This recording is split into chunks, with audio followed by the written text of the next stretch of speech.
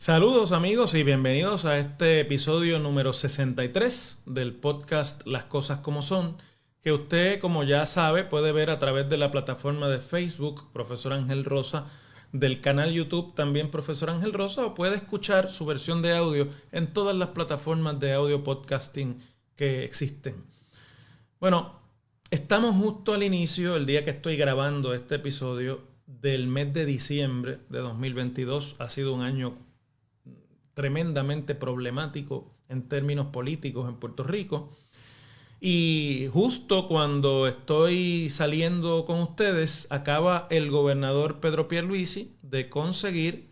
en el último día hábil para ello, que la Junta de la Autoridad de Energía Eléctrica, el día antes lo había hecho la Junta de la Autoridad de las Alianzas Público-Privadas, dieran su aprobación a la extensión del contrato suplementario de Luma Energy, el consorcio canadiense-estadounidense que desde 2021 administra la red de transmisión y distribución de la electricidad en Puerto Rico, lo que antes era una labor de la gubernamental Autoridad de Energía Eléctrica. Alrededor de esta extensión ha habido una enorme polémica porque grupos opuestos a la alianza público-privada, que no es otra cosa que la mitad del proceso de privatización del servicio eléctrico en Puerto Rico, que estuvo por 80 años en manos de una corporación pública. Ha habido el intento de aprovechar la coyuntura que hacía necesaria esta extensión del contrato, o por lo menos la traía a la palestra, de cuestionar los términos y las condiciones contenidas en ese contrato suplementario. El contrato suplementario no es otra cosa que una provisión temporera que se exigió durante la negociación del contrato de alianza público-privada, que tiene o está supuesto a durar 15 años, para que si no ocurría la reestructuración de la deuda de la Autoridad de Energía Eléctrica, dicho de otra forma, si no concluía el proceso de quiebra de la Autoridad de Energía Eléctrica bajo la ley promesa, se pudiese comenzar el servicio privatizadamente en unos términos que suplieran unas deficiencias que encontraba Luma y negoció la Autoridad de Energía Eléctrica, podrían surgir al estar inconcluso el proceso de quiebra. Se conoce ya que los términos del contrato suplementario son inclusive más favorables a la corporación, al consorcio privado, de lo que será eventualmente el contrato permanente. Porque obviamente tiene que suplir unos asuntos que ya después no deben estar en el ambiente una vez se sepa exactamente cuánto de la deuda de la corporación pública se va a tener que repagar en los términos en los que finalmente se logre su reestructuración. En la campaña política de 2020, este tema fue central. Acababa de firmarse el contrato o de anunciarse el acuerdo de alianza público-privada. Los sindicatos del gobierno, pero principalmente la Unión de Trabajadores de la Industria Eléctrica y Riego, que agrupaba a los trabajadores de transmisión y distribución de energía eléctrica, se opusieron tenazmente, ejercieron junto a otros sindicatos, principalmente del sindicalismo con orígenes y con organización puramente puertorriqueña, un ambiente durante la campaña política en la que prácticamente todos los candidatos y candidatas a la gobernación tuvieron que expresar cuál sería su proceder, cuál sería su forma de proceder si eran electos. El único candidato a la gobernación que dejó establecido que él favorecía el contrato, que la alianza público-privada desde su punto de vista era el camino a seguir y sería su política pública de salir electo, fue quien finalmente resultó electo, el actual gobernador Pedro Pierluisi. Todos los demás candidatos, de una manera u otra, aunque sin mucho detalle, prometieron que cancelarían el acuerdo. Como Pierluisi ganó, bueno, pues no ocurrió ningún tipo de cancelación y los grupos políticos y sindicales que perdieron esa en la elección de 2020, entonces aprovecharon el primer año de administración, la terminación del proceso de quiebra del gobierno central, la revocación del primer preacuerdo de reestructuración de la deuda de energía eléctrica por la Junta de Control Fiscal, peticionado por el gobierno de Puerto Rico, no por la Junta, para nuevamente traer el tema de Luma. Esto obviamente se alimentó de la gran cantidad de fallas técnicas y del servicio eléctrico que en el año 2021 y el año 2022 la isla ha experimentado. Una serie de apagones totales o de blackouts, como le llaman en inglés, una serie de interrupciones constantes en el servicio, cientos de miles de personas sin electricidad, algunas veces provocada por la falta de capacidad de la Autoridad de Energía Eléctrica para generar la electricidad suficiente, y otras como consecuencia de los errores de crecimiento, de las fallas técnicas que de la que Luma es responsable, porque asumió la administración del sistema de transmisión y distribución sin el personal suficiente y con muchas deficiencias gerenciales a las que se unía la curva de aprendizaje de una compañía privada que no tenía experiencia en un sistema como el de Puerto Rico, un sistema totalmente aislado, un sistema insular, porque Puerto Rico es una isla, ¿no? Como es el que se levantó en Puerto Rico durante la segunda mitad del siglo XX. Todo eso se convirtió en caldo de cultivo para que hubiese posiciones cada vez más polarizantes sobre esto. Por un lado están los que favorecen la privatización y la defienden como que a pesar de sus problemas sigue siendo mejor y provee más soluciones a los problemas crónicos que tenía el sistema eléctrico bajo la administración de la corporación pública. Y por el otro lado están los que se oponen a la privatización y la señalan como el empeoramiento de los males y como la pérdida de control del pueblo de Puerto Rico de su sistema eléctrico entregado en administración privada por lo menos por 15 años. Pierluisi ha resistido ese embate, ha defendido con uñas y dientes la política pública que él prometió en la elección y se ha negado en todo momento a considerar de ninguna forma la cancelación del contrato. Cuando el agua subió de nivel por allá por el mes de agosto de este año 2022, una serie de apagones y fallas técnicas que mantuvieron a oscuras la isla antes de la llegada del huracán Fiona y de todo lo que eso significó también en la infraestructura eléctrica, lo más que Pierluisi llegó a prometer fue que ponía en probatoria a la corporación, que le exigía una serie de cambios gerenciales que de lo contrario entonces perderían el favor suyo como gobernador. Pero todos advertimos en ese momento que se trataba fundamentalmente de expresiones huecas para las gradas, porque era evidente que las expresiones públicas del gobernador no iban acompañadas con acciones cónsonas, ni suyas, ni de las agencias del gobierno, ni corporaciones que tienen algo que decir. De hecho, algunas de las entidades públicas, como el negociado de energía de Puerto Rico, también ha defendido que es la agencia reguladora de los servicios en Puerto Rico, uno de ellos es la electricidad, con capa y espada el proceso de privatización, y se ha dedicado durante todo este año a ponerle presión a lo que queda de la Autoridad de Energía Eléctrica en términos de su transición hacia fuentes de energía renovable o hacia un proceso de privatización también de la fase de la generación. El Partido Popular, en control de la legislatura, principal partido de la oposición en Puerto Rico, hizo causa común y ha hecho causa común con los grupos que públicamente se oponen al contrato y que aprovechaban la coyuntura de la extensión para arreciar su lucha. El Partido Popular ha conducido desde la legislatura o ha permitido que se conduzca desde la legislatura una serie de investigaciones y una serie de procesos de ventilación pública para poner en entredicho la capacidad y la intención de Luma Energy de administrar bien el sistema eléctrico en Puerto Rico.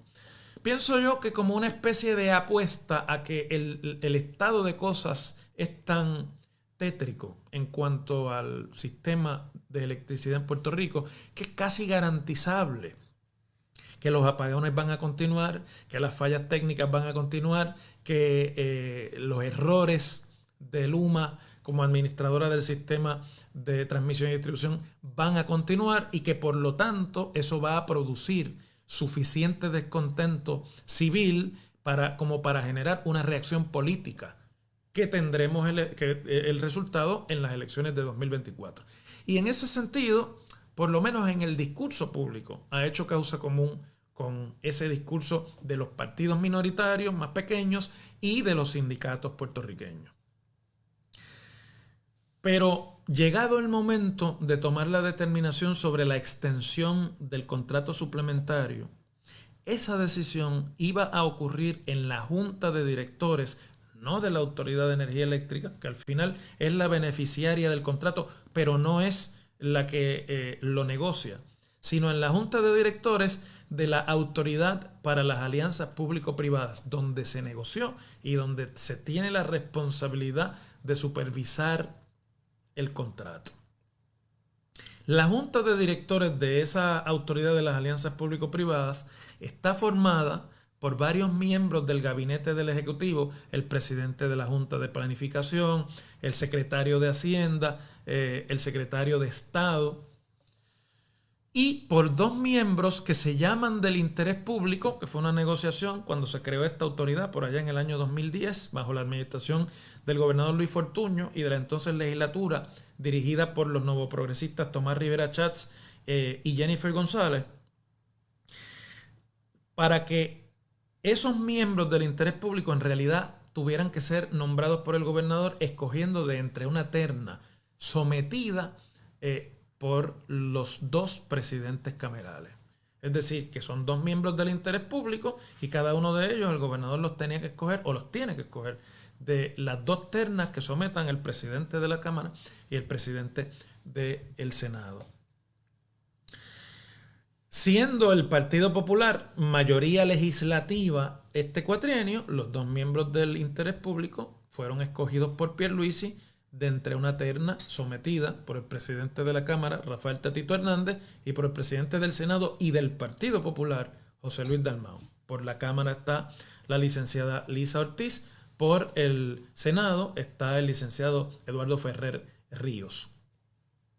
hermano del expresidente de ese partido ya fenecido y ex candidato a la comisaría residente, Héctor Ferrer. Así que el momento cumbre de toda esta controversia para tomar la determinación sobre la extensión del contrato recaía en la actuación de estos dos representantes, porque la legislatura ha hecho, valga la redundancia, la representación pública de que están opuestos al contrato. Así que era esperable que allí actuaran de conformidad a esa postura estos dos representantes recomendados por la legislatura. Pero luego de una discusión más bien procesal de si su voto era decisivo, si su voto en realidad significaba un veto a la extensión del contrato, y aquí aclaro brevemente, la reglamentación de la Junta dice que cuando se va a tomar la determinación para adjudicar una alianza público-privada,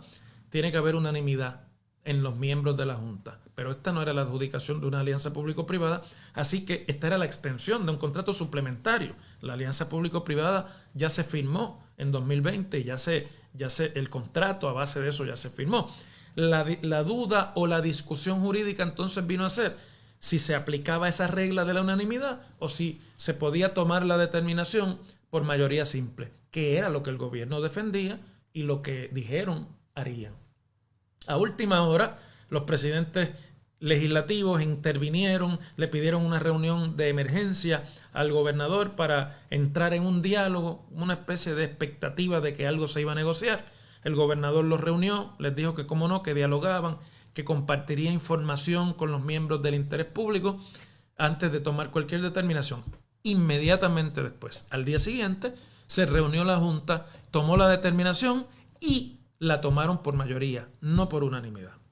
Los dos representantes del interés público sorprendieron con su actitud porque en vez de votar en contra, votaron abstenidos. Ellos alegan que en la reglamentación interna un voto abstenido es un voto en contra, entonces no sé por qué votar abstenido y no en contra. Y han estado explicando una especie de madeja técnica de que lo hicieron así para que no se les cuestionara entonces que con su voto en contra habían validado el proceso, pero bueno, votaron abstenido, igual validaron el proceso, porque era una de las opciones que existe en la reglamentación y que eso dejaba abierta la puerta de cualquier reclamación que eventualmente quiera hacer la legislatura ante el tribunal para denunciar que la decisión estuvo mal tomada y no estuvo tomada de acuerdo a la reglamentación vigente.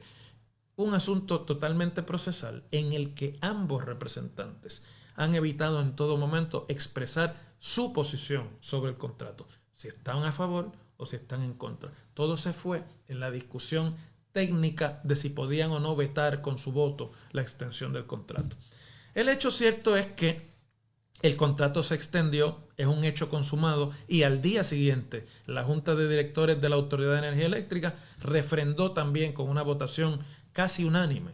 con la excepción de un voto, la extensión de ese contrato. Y de esa forma se ha convertido todo esto en un asunto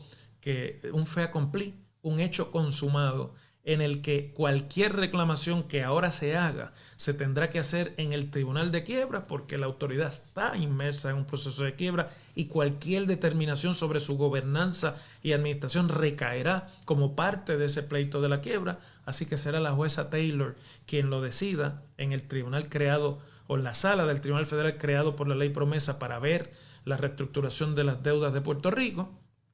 Y la jueza Taylor ha dado más que señales de que ella favorece los procesos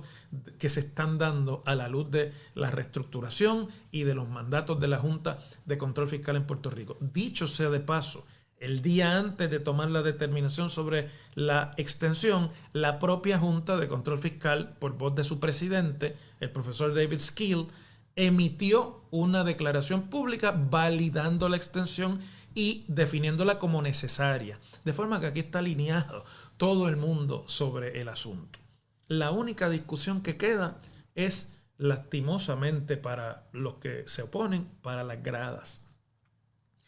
Yo no creo que haya absolutamente ninguna oportunidad de que ningún tribunal vaya a revisar lo que ya es un hecho consumado. Sobre todo sobre aspectos técnicos que ni siquiera incluyen el contenido de la ley promesa. Y eso el gobierno lo sabe. Además de que se levanta también un argumento constitucional que voy a traer brevemente sobre si representantes de la legislatura deben sentarse a nombre del interés público en juntas de gobierno de agencias del Ejecutivo, que a mí me parece que es una especie de reto bastante arriesgado a la doctrina de la separación de poderes que rige constitucionalmente en Puerto Rico. Es decir, que está problematizado esto por todos lados. La realidad, a pesar de algunas manifestaciones públicas de grupos opositores en la calle y frente a Fortaleza, etcétera, es que el asunto ya culminó y que los representantes del interés público nombrados por la legislatura en realidad se entregaron en el proceso. Los populares se entregaron y por eso tienen tanta dificultad tratando de explicar las razones por las cuales hicieron lo que hicieron, pero no lo quisieron hacer, pero no es eso lo que quieren hacer, pero estaban salvaguardando. Es decir, una manera bastante complicada de explicar y de entender políticamente. Y por eso el gobierno y el gobernador Pierluisi salió a sacar pecho al día siguiente, básicamente como adjudicándose una victoria política con la extensión del contrato. Mi lectura sobre esto en términos políticos es la siguiente. Yo creo que Pierluisi, que está obviamente buscando espacio para garantizar su viabilidad para una reelección, piensa que la opinión pública está tan dividida sobre el tema de la privatización que hay un grupo grande que la favorece y que con ese grupo es suficiente como para que esto no sea decisivo en la próxima elección. Y uno puede ver las expresiones de que busquen a otro pero jamás regresar a lo que había. Eso es lo mismo que se quede todo como está. Y creo que en esa apuesta es que el gobierno ha puesto todas sus apuestas, valga la redundancia, y que el PNP, de la mano de Pedro Pierluisi, pondrá todos los huevos en la canasta de que la privatización, aún con la inconformidad, cree la expectativa de que esto se puede mejorar más rápido que con el poder público o mediante una corporación pública. Y el Partido Popular, igual que los demás partidos de oposición, apuestan, como ya les dije, a que el problema va a continuar, los apagones van a continuar, cuando vengan las tormentas van a volver a causar apagones prolongados y que eso es suficiente como para llegar a las elecciones y causarle un daño irreversible al PNP. En cuyo caso, eso todo estará por verse de aquí a noviembre de 2024. En este momento ha habido un triunfo resonante para la política de privatización y se nos escapó, a mí no se me escapó ni en la radio ni en la televisión, pero a muchos comentaristas sí, lo que a mi juicio es la verdadera noticia sobre electricidad y sobre el servicio eléctrico más importante. Y es que el lunes pasado, a principios de la semana, lunes 28 de noviembre, el periódico Wall Street Journal publicó un artículo en el que hablaba del asunto de la privatización de la electricidad y describía como una decisión ya tomada la privatización de la fase de generación de electricidad en Puerto Rico a manos de una compañía que describió como New Fortress. Para mí esa es la noticia realmente más significativa porque eso quiere decir que si en efecto las fuentes del Wall Street Journal son las correctas y están bien informadas sobre algo que tradicionalmente ese periódico se preocupa de informarse bien porque es un juego que tiene que ver con los poderes económicos en los Estados Unidos. En realidad, diciembre será el mes del año 22 en el que se anuncia la liquidación total de la vieja Autoridad de Energía Eléctrica y se consuma la privatización total del servicio eléctrico en Puerto Rico. Ese realmente, me parece a mí, es el verdadero notición sobre este tema. Les agradezco, como siempre, la atención que le prestan a este podcast y les invito para que en las próximas semanas estén atentos a nuevas ediciones de Las Cosas como Son.